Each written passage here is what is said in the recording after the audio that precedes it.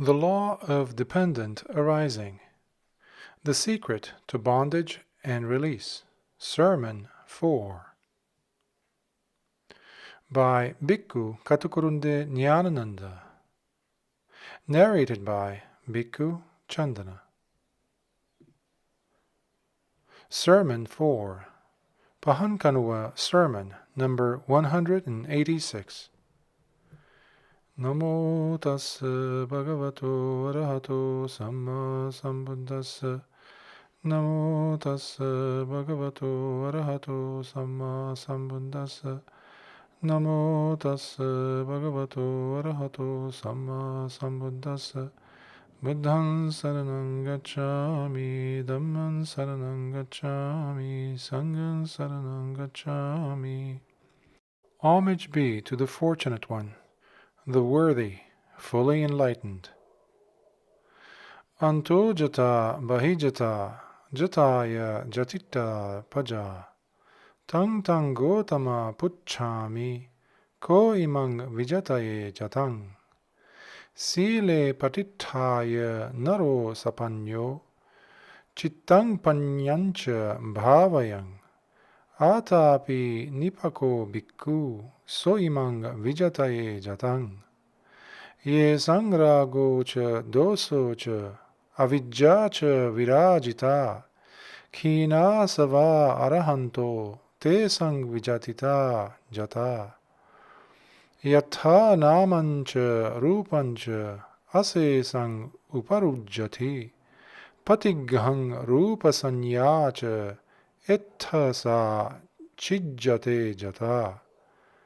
Jata Sutta, Devata Sangyutta, from the Sangyutta Nikaya.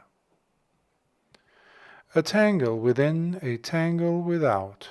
The world is entangled with a tangle. About that, O Gautama, I ask you, who can disentangle this tangle? The wise one, established in virtue, developing concentration and wisdom, that ardent and prudent monk, it is he who disentangles this tangle, in whom lust as well as hate, and ignorance too have faded away. Those who are influx-free, the Arahants, it is in them that the tangle is disentangled, wherein both name and form, resistance and the perception of form, are cut off without any residue. It is here that the tangle gets snapped.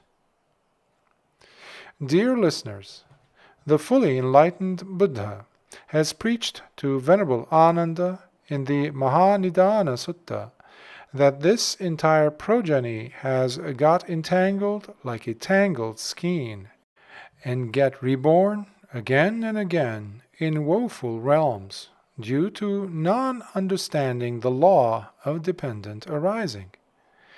In our last sermon, we explained, with reference to the Nibbāna Sutta, how name and form are interrelated, and how name and form and consciousness are mutually dependent upon each other. Today we have chosen as our topic 4 verses which serve as a prelude for a further elaboration of the same discussion. First of all, let us try understand the meaning of these verses. These verses are found in the Sagataka Vagga of the Sangyutta Nikaya. The first verse presents a question which a certain deity put to the Buddha. The next 3 verses constitute the Buddha's answer to it. The general meaning is as follows. Anto jata bahijata jataya jatita paja. There is a tangle inside, and there is a tangle outside. The progeny is doubly entangled. Tang tang gotama pucchami, ko imang vijataye jatang. I question you, Gautama, about that. Who will disentangle this tangle? The answer given by the Buddha in the first verse amounts to this. Sile patiṭṭhāya naro sapañño cittaṃ paññaṃ bhāvayang. The wise man, having established himself on virtue, developing concentration and wisdom, citta here signifies concentration. Atapi nipako bhikkhu soimang vijataye jatang. That monk who is ardent and prudent, it is he who disentangles the tangle. Then the Buddha adds something more to the explanation. Ye sangrago cha doso cha avijja cha virajita. Those ones in whom lust, hate, and ignorance have been made to fade away. Khinasava arahanto te sang vijatita jata. Those influx-free arahants, it is in them that the tangle is disentangled. Then for the fourth verse. Yatha namancha rupancha ase sang uparujjati. Patighang rupasanyacha etha sa chijjate jata. Where name and form as well as resistance and the perception of form are cut off without residue, it is here that the tangle gets snapped. Out of these 4 verses, perhaps many of you are familiar with the first 2, because the commentator, Venerable Buddhaghosa, has made them the basic topic for his treatise, Visuddhimagga. But it seems that the last verse is the most abstruse. In our last sermon, we explained how form gets a verbal impression through recognition given by name, and how name gets a resistance impression by the impact offered by form. We mentioned in our last sermon that contact is a combination of these 2. In short, name and form are intertwined like a tangle by their respective characteristics. As far as we can see, this is the tangle within, anto jata. The Buddha has pointed out in detail that name and form and consciousness are mutually interrelated. This is the tangle without, bahijata. Although we explain it this way, Venerable Buddhaghosa gives quite a different interpretation of the 2 terms in his commentary to the Jata Sutta. He takes jata to mean craving, tanha. According to him, anto jata, tangle within, is craving for one's own requisites, and bahijata, tangle without, is craving for others' requisites. Alternatively, he suggests a second interpretation. Craving for one's own body is the tangle within, and craving for another's body is the tangle without. He goes on to advance a third interpretation also. According to it, the 6 internal sense spheres is the tangle within, and the 6 external sense spheres is the tangle without. This is how Venerable Buddhaghosa explains the 2 cryptic terms. Venerable Buddhaghosa takes nama to be a collective term for the 4 immaterial aggregates: feeling, perception, preparations, and consciousness, vedana, sanya, sankhara, vijnānaṃ. But last time I got you all to count your fingers and be sure of the Buddha word that nama stands for the 5 constituents: feeling, perception, intention, contact, and attention. Consciousness has no place in the definition of nama. But just see, all those who go by the commentarial tradition assert that nama means the 4 immaterial aggregates. It is all wrong. Having defined nama that way, the commentator takes up sanya for comment. According to him, Paṭicca Samuppāda means kama bhava, i.e. the sensual sphere, and Rupa Sanya means Rupa Bhava, i.e. the realm of form. And when these two are mentioned, the formless realm or Arupa Bhava is already implied. This is how the line Patighang Rupa Sanyacha is explained in the commentary. And then, as to the place where the tangle gets snapped, the commentator says that on arriving at Nibbāna, the tangle is snapped. That is all the commentary has to say. But we must point out that by the very mention of the words Patighang Rupa Sanya, it is obvious that we have to understand this question of the tangle in the light of the Mahanidana Sutta. Today, there might be in this crowd those who were not present to listen to our last sermon.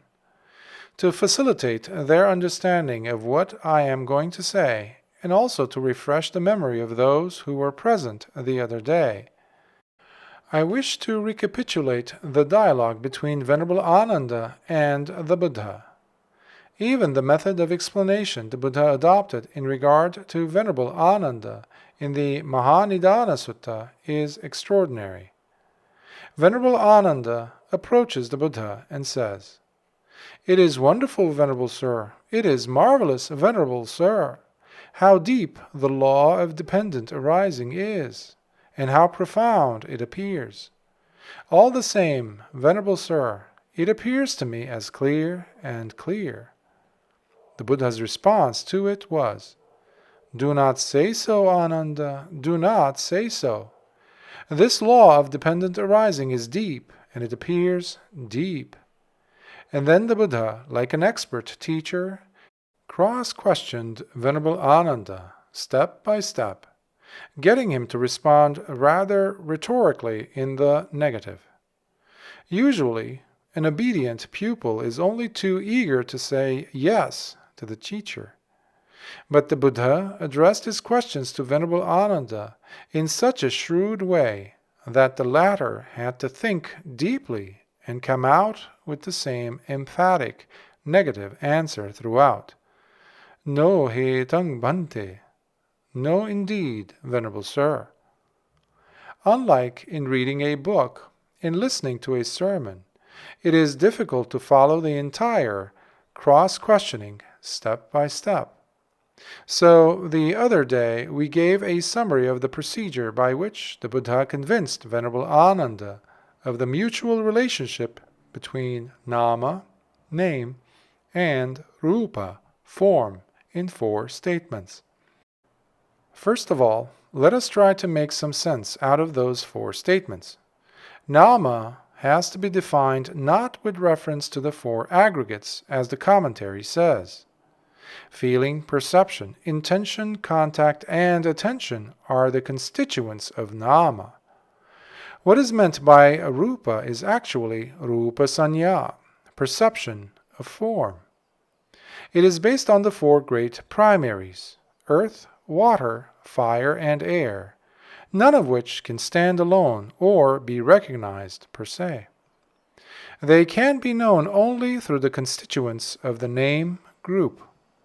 Now, the first conclusive statement of the Buddha, which Venerable Ananda accepts through conviction, amounts to this.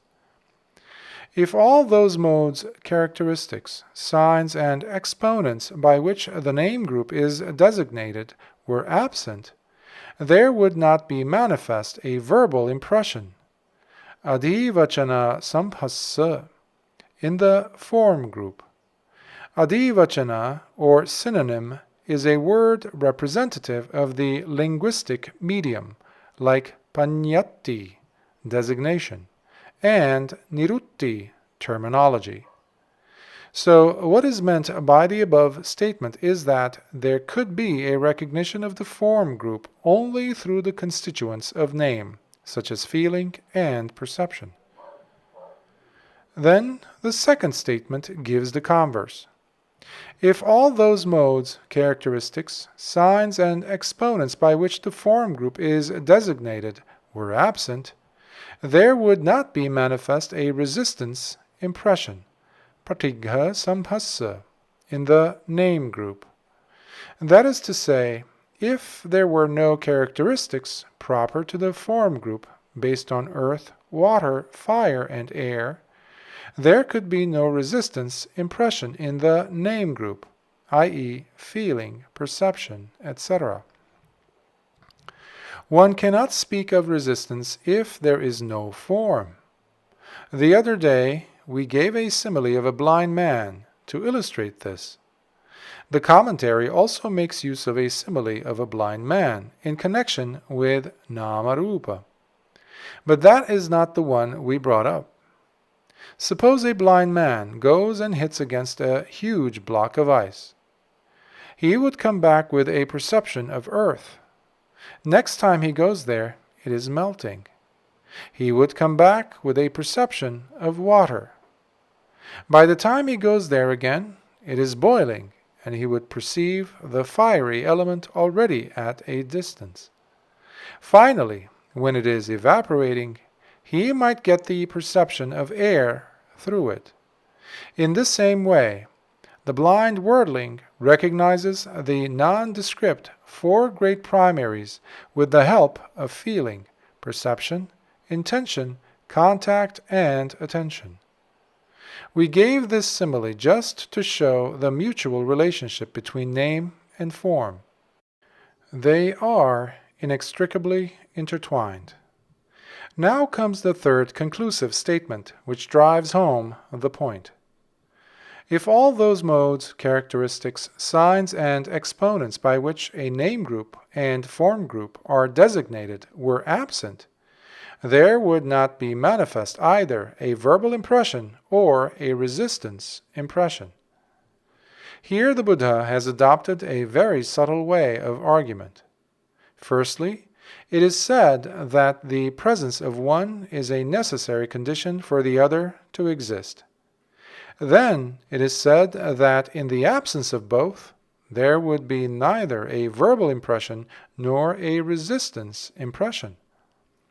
The fourth statement is all the more conclusive. If all those modes, characteristics, signs, and exponents by which name and form is designated were absent, there would not be manifest any contact. So it seems, according to the Buddha, there is no contact, phassa, where there is no name and form, Nāma-rūpa. Just think about this. One might be tempted to question its validity.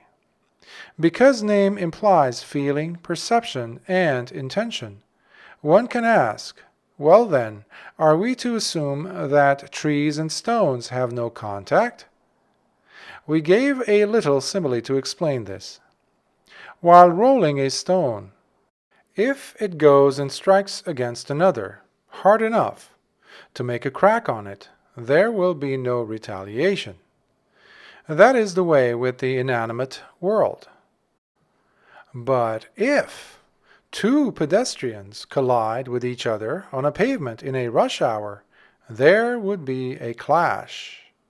In the case of inanimate objects, contact is something we attribute to them. In the inanimate world, there is no place for the concept of touch or contact. It is only something we attribute or superimpose. To clarify this point further, the other day we gave the simile of a carpenter. When a carpenter is joining two planks to fix up a door, he might have to speak of the two planks as touching each other. Think of the way a forest fire starts. In a hurricane, two trees go on rubbing against each other until fire comes up, but there is no feeling, perception, or intention in them. In the Sutta Nibbāna, there is a discourse called Kalaha-vivāda Sutta, Discourse on Quarrels and Disputes. It is entirely in verse, and unfold in the form of a dialogue. The opening question is, Kuto pahuta kalaha-vivāda? Whence do quarrels and disputes arise? By way of answer, a whole chain of causes is given, towards the end of which there is the following question. Passo nu lokasmin kuto Nibbāna. What is the cause of contact in this world? The reply is, Namancha rupancha paticca passo. Depending on name and form arise contact. Those two pedestrians quarreled and disputed because they had name and form. That was not the case with the two stones. Actually, contact is something peculiar to the animate world, where there is consciousness. So then, name and form are intertwined by their modes, characteristics, signs, and exponents. This is the tangle within. Anto jata. Then let us see what the tangle without, bahijata, is. In regard to that too, we can put into 4 conclusive statements the gist of the cross-questioning the Buddha addressed to Venerable Ananda. First of all, the Buddha asks, Ananda, if consciousness were not to descend into a mother's womb, would name and form be left remaining in the mother's womb? The question of remaining implies that name and form has already gone there. To ask whether name and form would be left remaining in a mother's womb if consciousness were not to go there is to grant that somehow name and form is already there. Now, how does that happen? What we are going to say from now onwards could be of interest to those intellectuals who keep on dabbling with questions relating to consciousness, name and form, and rebirth. Here too we shall give some sort of illustration by way of clarification. Supposing a patient who has just undergone a serious operation in a hospital is engaged in a struggle between life and death. He might see some sign of his future birth, say in some mother's womb, in a critical moment. But suppose the doctors manage to save his life. Afterwards, he might say that he went somewhere while he was in the coma. It is only a half-truth.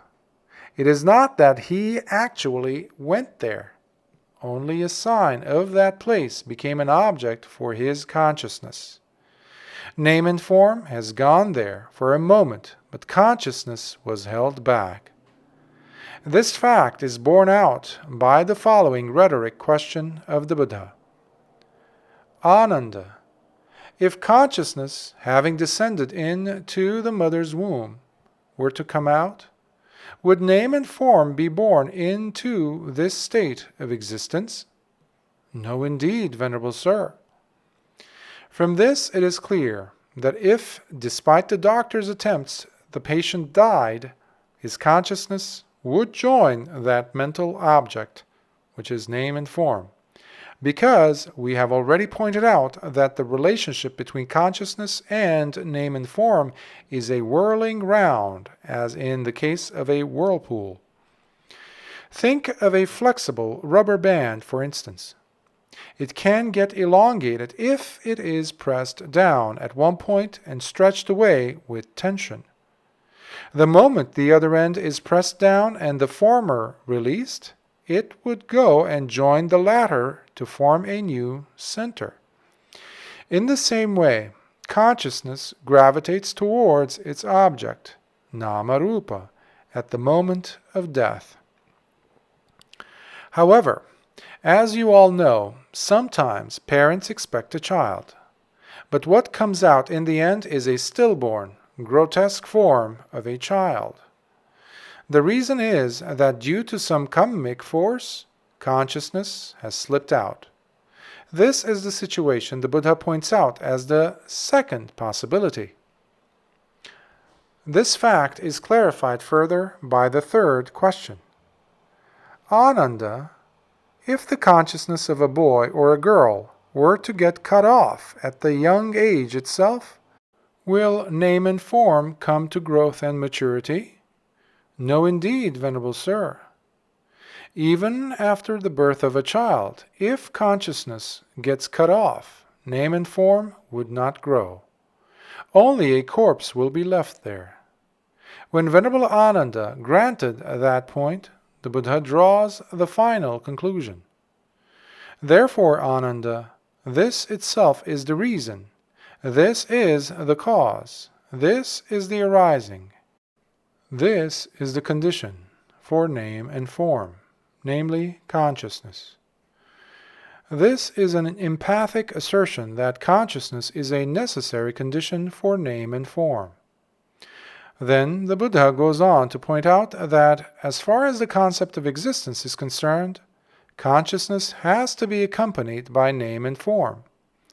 But if somehow or other consciousness does not get established on name and form, the whole problem of existence is solved. If Ananda, consciousness, were not to get a footing in name and form, would there be manifest an arising of birth, decay, death, and suffering in the future? No, indeed, Venerable Sir. The gist of the whole discussion can be given in 2 sentences. The consciousness of a non-arahant is an established consciousness, Paṭicca Viññāna. The consciousness of an arahant is an unestablished consciousness, Appatiṭṭha Viññāna. Usually in the case of an individual, consciousness is established on name and form. But there is a possibility of an unestablished consciousness where all the problems of birth, decay, death, and suffering would cease. That is the consciousness of the arahant, which is free from name and form. Now you all can understand the meaning of the last verse. Yatha namancha rupancha asesang uparujjhati patighang rupa sanyacha ethasa chijjate jata. Where name and form, as well as resistance, and the perception of form are cut off without remainder, it is here that the tangle gets cut off. The tangle within, between name and form, as well as the tangle without, between name and form and consciousness, are all cut off. Where refers to that Nibbānic mind. In an earlier sermon we spoke of a non-manifestative consciousness, Anidassana Viññāna. That is the state of an arahant's consciousness when he has attained to the concentration of the fruit of arahanthood, arahata phala samadhi. His consciousness does not manifest name and form. That unestablished consciousness, appatiṭṭha viññāna, is sometimes qualified by the 3 terms. Appatiṭṭhaṃ, appavattaṃ, anarammanam, not established, not continuing, objectless. To one who has attained that state, there can be no rebirth. As a rule, name and form and consciousness are found interrelated in the case of samsaric beings. But the Buddha declared in 1 sentence that there is an exception to the rule. If somehow or other consciousness could be made to get unestablished on name and form, birth, decay, death, and all the rest of suffering would come to an end. If this much is clear, let me give a little more explanation about the concept of rebirth and the significance of the established consciousness. In this connection, there is a very important discourse in the Nidāna Sangyutta of the Sangyutta Nikaya by the name Cetana Sutta. There the Buddha presents the point in question in a way that appeals to reason. It is presented in 3 short paragraphs. The point at issue is the question as to how consciousness gets a footing, how consciousness gets established at the moment of death. In fact, it is an attempt to show us the connection between 2 lives. First of all, the Buddha declares to the monks the following statement. Yancha bhikkhave ceteti yancha pakappeti yancha anuseti arammanang etang hoti vinyanasa thitiya arammane sati patittha vinyanasa hoti tasming patittite vinyane virulhe ayating punabhavabhinibbati hoti. Monks, what one intends, what one mentally constructs, whatever lies latent in him, that becomes an object for the stationing of consciousness. There being an object, there comes to be an establishment of consciousness. When that consciousness is established and has come to growth, there is the production of future renewed existence. In the second passage, the Buddha makes the following declaration. Noce bhikkhave ceteti noce pakappeti athace anuseti arammanang etang hoti vinyanasa thitiya arammane sati patittha vinyanasa hoti tasming patittite vinyane virulhe ayating punabhava bhinibbati hoti. If, monks, one does not intend, and one does not mentally construct, but one still has a latent tendency, this becomes an object for stationing of consciousness. There being an object, there comes to be an establishment of consciousness. When that consciousness is established and has come to growth, there is a production of future renewed existence. There is something peculiar here. One does not intend, nor does one mentally construct. The question very often raised is how one can think or intend in the case of one's instantaneous death. Though there is no intention or mental construction, there is that latent tendency. That is enough as an object for the establishment of consciousness. So there is still the possibility of rebirth in the future. This is the gist of the second statement. In the third statement, there is an allusion to arahanthood. Yatocha ko bhikkhave noce va ceteti noce pakappeti noce anuseti arammanang etang na hoti vinyanasa thitiya arammane asati patittha vinyanasa nahoti tadappatithite vinyane avirulhe ayating punabhava bhinibbati nahoti. But, monks, when one does not intend and does not construct mentally, and does not have a latent tendency, there is no object for the stationing of consciousness. When there is no object, there is no establishment of consciousness. When consciousness is not established and does not come to growth, there is no production of future renewed existence. This passage gives a hint to the deliverance from the cycle of births and deaths. If at the moment of death one has neither an intention nor a mental construction nor a latent tendency, then there is no object for the stationing of consciousness. When there is no object, there is no question of rebirth. Here again, we have a distinction between the established consciousness and the unestablished consciousness. Sometimes the Buddha points out the relation between one's last thought and the next birth. Monks, having encompassed a mentally corrupted person's mind with my own mind, I understand that if this person were to die at this time, he would be deposited in hell as if brought there. What is the reason? Because of the corrupted mind, he gets reborn in hell. To some extent, it is like a latency. Then the Buddha shows the other side. Monks, having encompassed a mentally pleased person's mind with my own mind, I understand that if this person were to die at this time, he would be deposited in heaven, as if brought there. This reminds one of the story of Matta Kundali. Even though he had not done any meritorious deed, the last thought, moment, qualified him for rebirth in heaven. All this shows the power of one's last thought.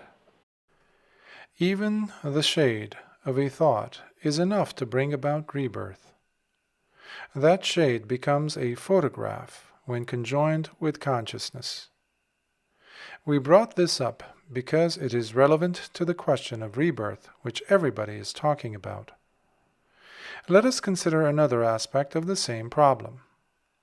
The passage of consciousness is the talking point these days, particularly the Western psychologists who are in the grip of the personality view, Sakkaya Ditthi, whenever they speak about consciousness, have an idea of it as a monolithic whole. They know nothing about name and form. They interpret consciousness as something jumping from one birth to another. This is not a recent development. The fallacy is pre-Buddhistic. Even in the Upanishads of the Brahmins, rebirth is explained with the simile of the leech. Think of the way a leech moves from place to place. This is because they conceived of consciousness as a self or soul. According to them, rebirth is transmigration from place to place. But in our Dhamma, as we pointed out, existence is always a whirling round, as in the case of a vortex or a whirlpool. How is this vortex formed? Dependent on consciousness is name and form, and dependent on name and form is consciousness. Vijnana paccaya namarupang, namarupa paccaya vijnanang. With the help of this idea of interrelation between consciousness and name and form, the Buddha broke the tenacious self-view which had prevailed till then. It is not a case of just one thing. It is a turning round between two things, as in the case of a vortex. In this connection, there is a certain declaration by the Buddha, which is very often misinterpreted. Nahang bhikkhave anyang eka dhammampi samanupassami yang evang lahuparivattang yatha idang chittang yavan chidang bhikkhave upamapi na sukara yava lahuparivattang chittang. Monks, I do not see even one other thing which turns round so quickly as the mind. So much so, monks, it is not easy to give a simile to show how quickly the mind turns round.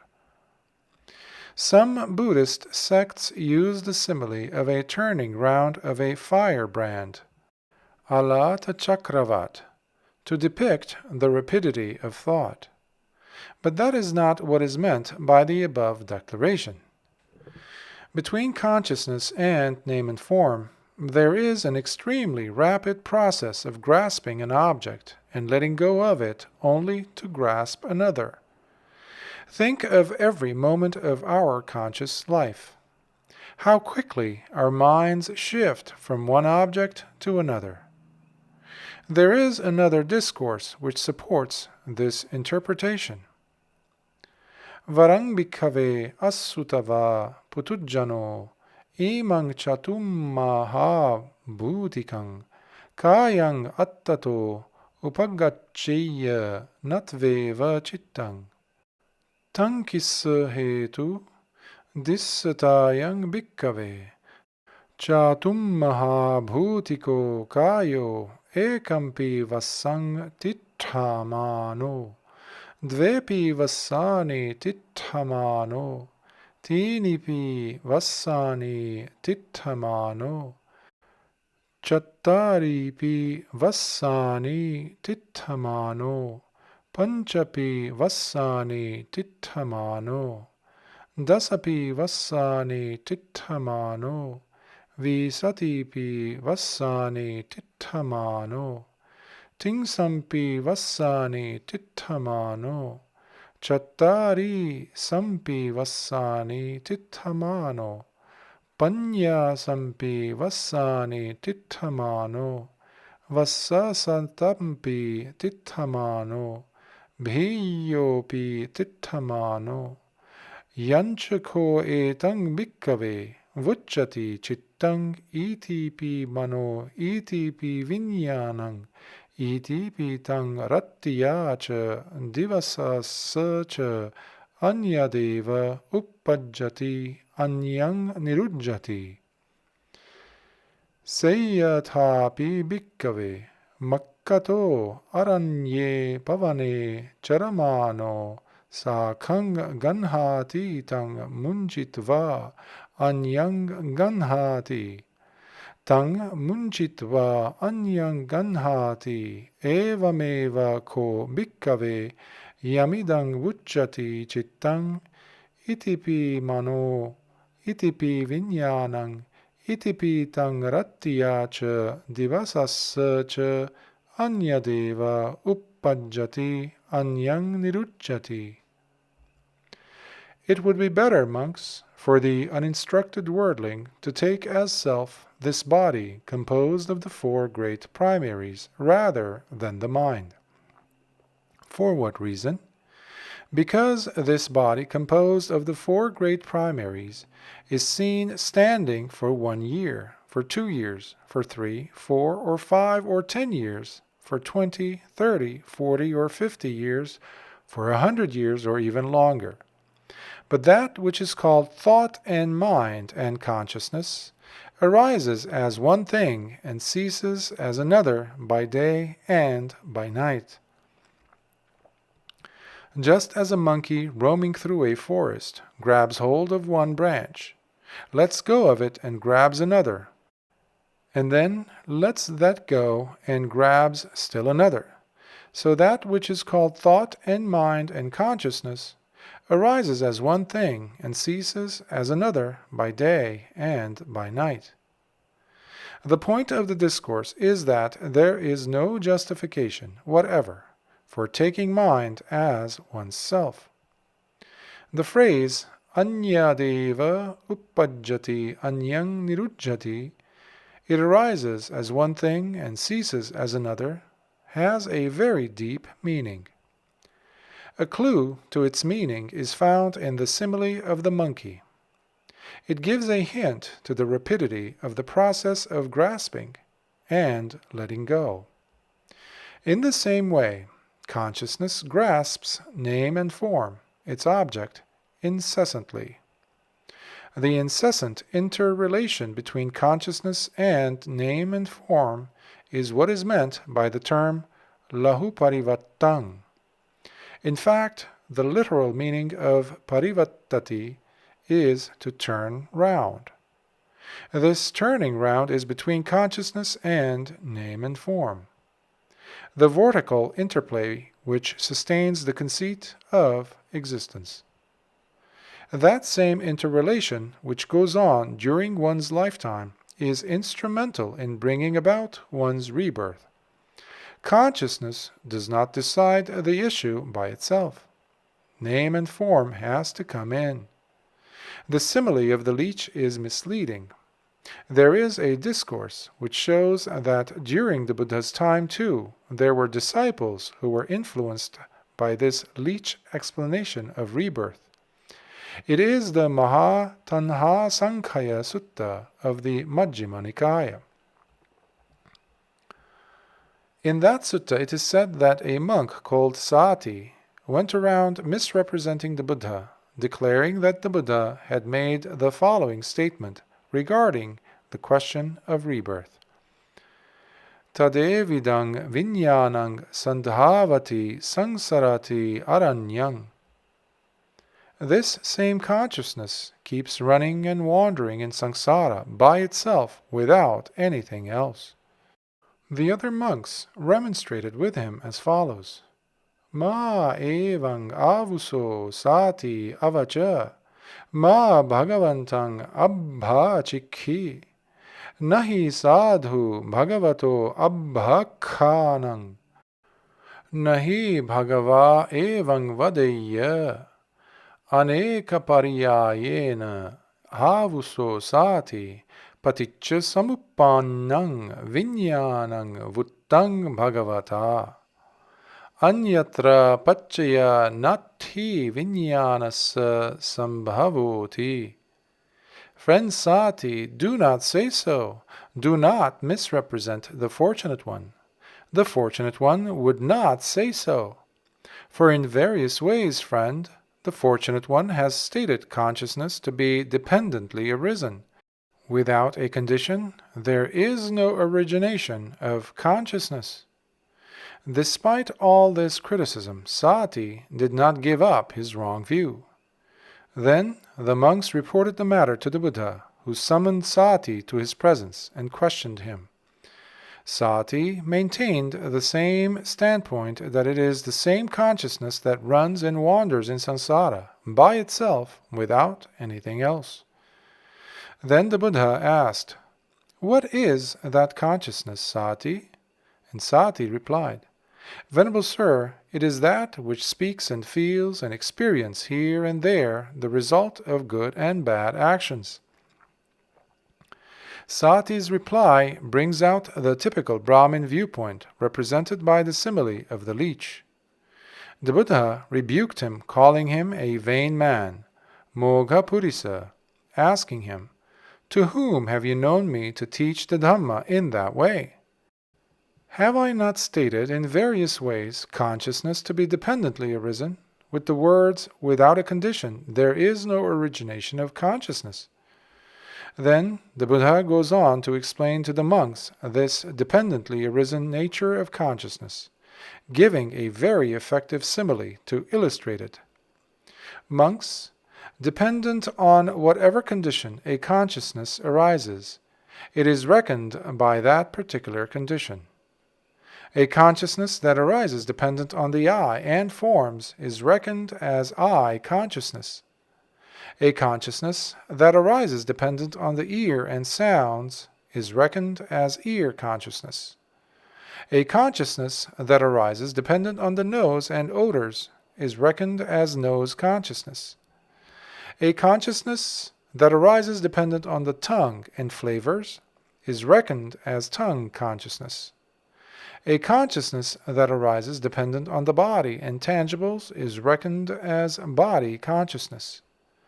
A consciousness that arises dependent on the mind and mind objects is reckoned as mind consciousness.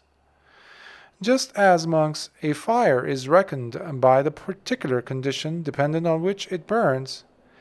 For example, a fire that burns dependent on logs is reckoned as a log fire. A fire that burns dependent on faggots is reckoned as a faggot fire. A fire that burns dependent on grass is reckoned as a grass fire. A fire that burns dependent on cow dung is reckoned as a cow dung fire. A fire that burns dependent on chaff is reckoned as a chaff fire. A fire that burns dependent on rubbish is reckoned as a rubbish fire. Even so, a consciousness that arises dependent on the I and forms is reckoned as I consciousness. A consciousness that arises dependent on mind and mind objects is reckoned as mind consciousness. It seems then that dependent on whatever condition, yanyadeva paccayang paticca, a consciousness arises, it is reckoned by that particular condition. There is no consciousness in the abstract as the consciousness. It is always specific as a consciousness, even as there is no fire in the abstract as the fire. It is always specific as a fire. The simile, strikes at the root of the animistic concept of a primordial fire. This revelation by the Buddha, though worded simply, revolutionizes the entire course of Indian thought. This is the marvel of the law of dependent arising. But then, what has happened in our own tradition? As you all know, in the majority of books now available for you to read, the position has gone topsy-turvy. It is as if we have retraced our steps to the Vedantic philosophy without being aware of it. Both Buddhists and non-Buddhists are talking about a consciousness that keeps jumping from one existence to another. They are unaware of the significance of the deepest point of the law of dependent arising which the Buddha has proclaimed, namely, the mutual interrelation between consciousness and name and form. That is the vortex of existence. Like the vortex in a river, it is indeed the deepest point. That is probably why the Nibbāna Sutta was so named. Truly it is the Nibbāna, the great cause. Name and form themselves are interrelated. It is not something compact. There is no form without name, and there is no name without form. That is why we identified with the cryptic tangle within, antojata. Likewise, we identified the interrelation between consciousness and name and form with the tangle without, bahijata, because when it comes to the question of rebirth, consciousness is here and name and form is there in the mother's womb. However, name and form has to have consciousness to complete the picture of a new existence. So then, wandering in samsara is not like the movement of a leech. On the other hand, it is something like the stretching out of a flexible, circular rubber band when pressed down at one point, as we have already explained.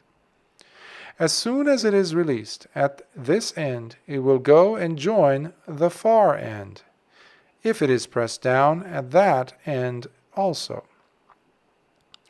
Or else one can understand it as the change of the center of the whirlpool. What we call our existence has at its center this organic body we had grasped inside the mother's womb. Once born, we reach out for the objects of the six senses, somewhat like an octopus. However far the octopus extends its suckers, they come back to this organic body, because that is the grasped par excellence. But when the time comes to abandon this body, consciousness gravitates towards its object already grasped, i.e., nama-rupa. The phrase imasmincha saviññānake kāye bahidhācha sabbānimittesu. In this conscious body and in all external signs, gives a hint to this same interrelation. This conscious body is what comes out of the mother's womb as a result of that gravitation towards the nama-rupa object. But once born, it pursues the objects of the senses as before. It is the same seething whirlpool. Only the center, the rallying point, has changed. That is why it is called the established consciousness, Paṭicca Viññāna. The difficult thing is the putting an end to this process. The deepest point is, therefore, the vortex between consciousness and name and form. There is an extremely important sutta in this connection, where Venerable Sariputta explains the mutual interdependence between consciousness and name and form with a very effective simile. It is the Nalakalapa Sutta in the Nidāna Sangyutta of the Sangyutta Nikaya. Once, Venerable Sariputta and Venerable Mahakotitha were staying at the Deer Park in Isipatana. One evening, Venerable Mahakotitha, after his meditation in seclusion, approached Venerable Sariputta and asked a question relating to Paṭicca Samuppāda. Friend Sariputta, is decay and death created by oneself, or is it created by another? Or is it created both by oneself and by another? Or has it arisen fortuitously, being created neither by oneself nor by another? Venerable Sariputta replied, Friend Kotthita, decay and death is not created by oneself, nor is it created by another, nor is it created both by oneself and by another, nor has it arisen fortuitously, being created neither by oneself nor by another. But with birth as condition, decay and death comes to be. Some of you might think it amusing to say that birth is the condition for decay and death, but this is the mode of conditionality. This is the starting point for analyzing Paṭicca Samuppāda from the very end. Decay and death is the last link, and birth is the condition for it. Then Venerable Mahakotthita asks, Friend Sariputta, is birth created by oneself, or is it created by another? Or is it created both by oneself and by another, or neither by oneself nor by another? Venerable Sariputta answers in the same way, rejecting the tetralemma and showing that existence, bhava, is the condition for birth. You had better remember that this is the procedure in radical attention, yoniso manasikara. Then Venerable Mahakotthita poses the same tetralemma regarding existence, and Venerable Sariputta rejects it and points out that grasping upadana is the condition for existence. I hope you can understand the sequence of question and answer. The condition for grasping is craving. The condition for craving is feeling. The condition for feeling is contact. The condition for contact is the 6 sense spheres. Now be prepared. We are now approaching the crux of the problem. Having disallowed Venerable Mahakotthita's tetralemma about the 6 sense spheres, Venerable Sariputta says that name and form is the condition for the 6 sense spheres. Then Venerable Mahakotthita puts the same question regarding name and form, as if he is ignorant of it. Actually, we do not know whether he is posing all these questions for his own sake or on our behalf, because both these venerables are veterans in the Dhamma. Well, whatever it is, this is the 4-cornered question regarding name and form. Friend Sariputta, is name and form created by oneself or by another, or both by oneself and by another, or has it arisen fortuitously, being created neither by oneself nor by another? Name and form, friend Kotthita, is not created by oneself, nor is it created by another, nor is it created both by oneself and by another, nor has it arisen fortuitously, being created neither by oneself nor by another, but with consciousness as condition, name and form comes to be. Friend Sariputta, is consciousness created by oneself, or is it created by another? Or is it created both by oneself and by another? Or has it arisen fortuitously, being created neither by oneself nor by another? Consciousness, friend Kotthita, is not created by oneself, nor is it created by another, nor is it created both by oneself and another, nor has it arisen fortuitously, being created neither by oneself nor by another, but with name and form as condition, consciousness comes to be. So you see, to the question regarding the condition for name and form, the answer is consciousness. And to the question as to the condition for consciousness, the answer is name and form. Now we are at the crux of the problem. Dramatically enough, Venerable Mahakotthita recapitulates Venerable Sariputta's apparently contradictory statements in a rhetoric way. Friend Sariputta, you yourself told me just now that consciousness is the condition for name and form. But now you are telling me that name and form is the condition for consciousness. How am I to understand what you mean? But Venerable Sariputta says, well then, friend, I will make up a simile for you, for some intelligent people here understand the meaning of a statement by means of a simile. So this is how the stage is set for the highly significant and memorable simile of the two sheaves of reeds to come out. Just as two sheaves of reeds might stand supporting each other, so too with name and form as condition, consciousness comes to be, and with consciousness as condition, name and form comes to be.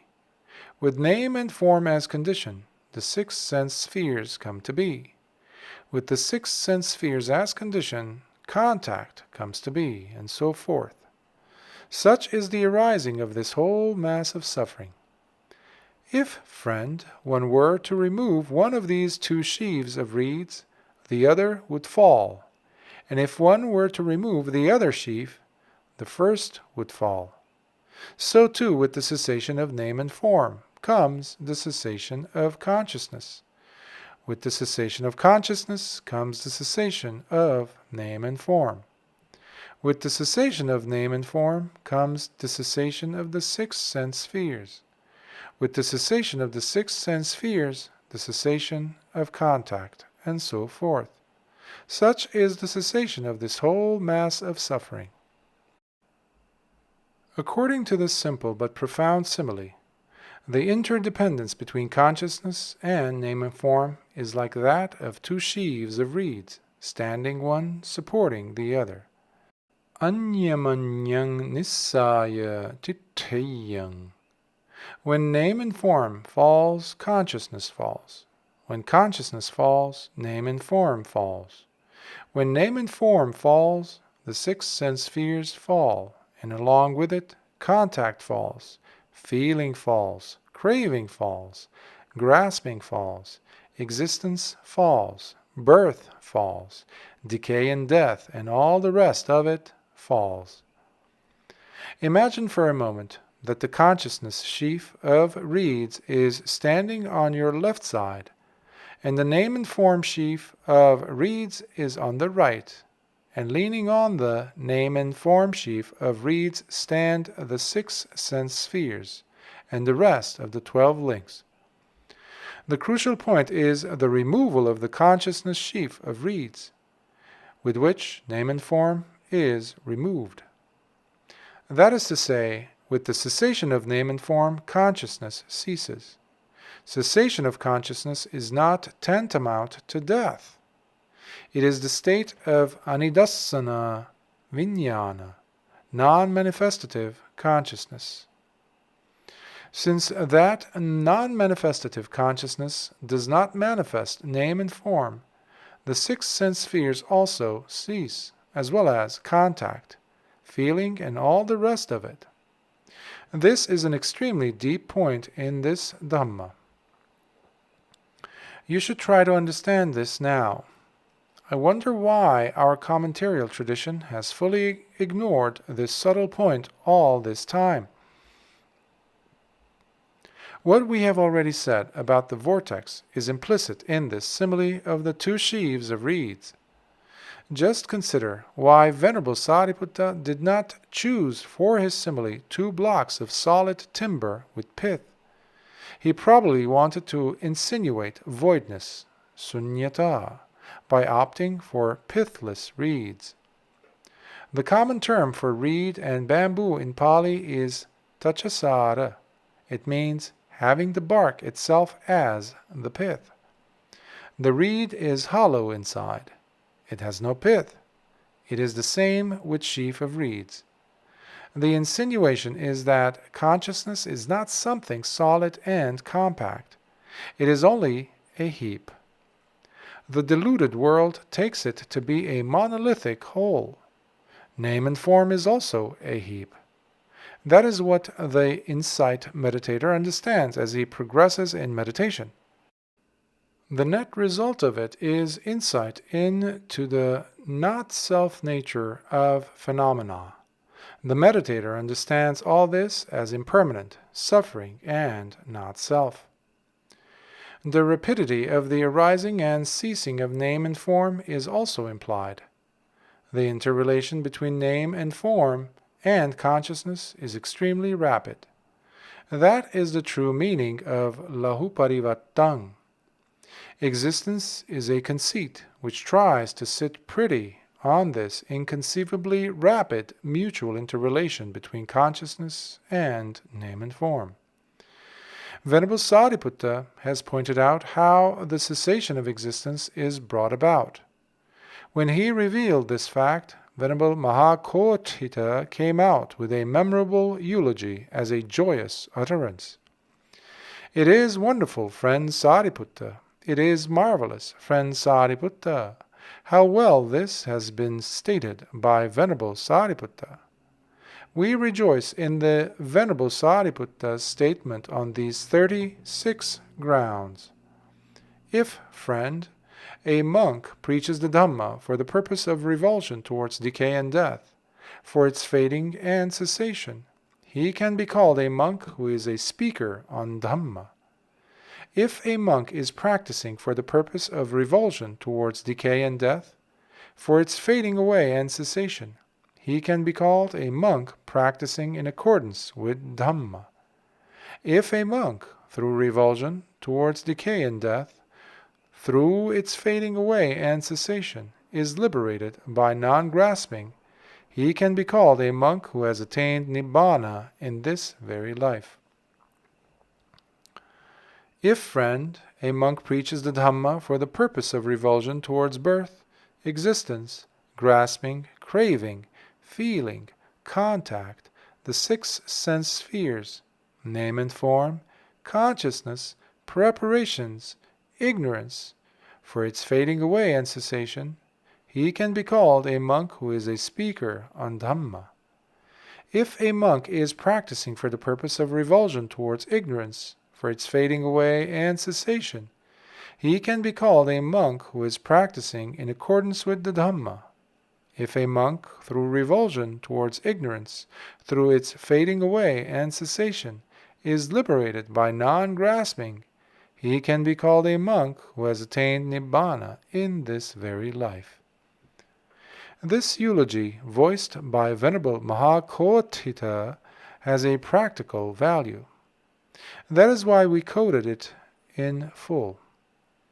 The 36 grounds are made up by multiplying the 12 links of the formula by the 3 points of eulogy concerning the preaching of the Dhamma, the practicing of it, and liberation through it. This is clear illustration of the pragmatic value of the law of dependent arising. If one rightly understands each of the 12 links in the context of conditionality and breaks the chain at that point, the entire chain is broken. However, the most crucial point, the Mahanidāna, the great cause, is the interdependence between name and form and consciousness. Well then, let me wind up for today. We have dealt with this topic in 4 sermons so far, because this aspect has remained hidden for some reason or other. That is why so many wrong views have come up. You had better give thought to this aspect without complaining that it is too deep. Of course, the Dhamma is deep, as the Buddha himself has said. There may be many here who wish to attain Nibbāna after seeing the Buddha. The other day we quoted the memorable words of the Buddha. Yo Paṭicca Samuppādang passati, so Dhammang passati. Yo Dhammang passati, so Paṭicca Samuppādang passati. He who sees the law of dependent arising sees the Dhamma, and he who sees the Dhamma sees the law of dependent arising. Similarly, when Venerable Vakkali was always gazing at the Buddha's body, the Buddha dismissed him, saying, what is the use of looking at this putrid body? He who sees the Dhamma sees me. Yo Dhammang passati, so mang passati. So, dear listeners, if some of you wish to see the Buddha and attain Nibbāna, see this law of dependent arising. Nibbāna is there, and the Buddha is there. Well, enough for today. Perhaps all this came out through some inspiration. I am not sure whether you will get the opportunity to hear more about these things. Try to make use of what you have already heard. Today you have taken the higher precepts and spent the day in meditation. You had better remember these precious admonitions in the Dhamma and try to shape your lives accordingly. If you have any wrong views, get rid of them. It is only when you take up right view and, having followed the path of practice, reach the goal of Nibbāna, that you realize the true value of those precious admonitions.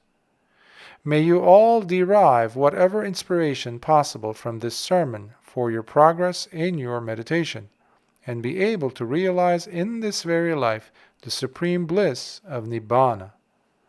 Whatever beings there are, from the lowest hell to the highest Brahma world, may they all rejoice in this sermon.